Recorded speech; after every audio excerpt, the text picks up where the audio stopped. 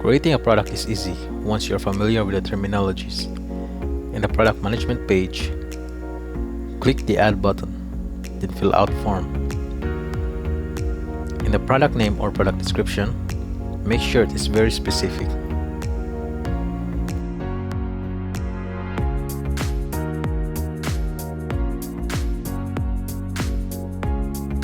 For the barcode, you can usually find it at the back of a product. It is a black stripes with numbers at the bottom. If you cannot find the barcode, you can just leave the field blank. The cost refers to the amount you spend to buy the product. If you buy a water bottle for 5 pesos and sell it for 10 pesos, then 5 pesos will be the cost.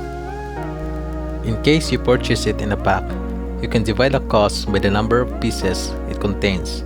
For example, you purchase Nescafe Caramel Sachet by pack for 450 pesos and it has 26 sachets in it.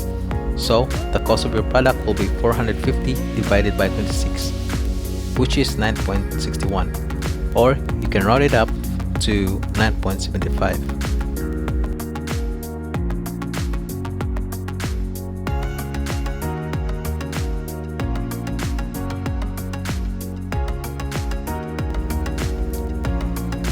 For the price, it refers to the amount you will be selling it. It is usually the cost plus the profit you want. Going back to the Nescafe Caramel pack, it costs 9.75 pesos and you want a 5 peso profit per sachet, so your price would be 14.75 pesos.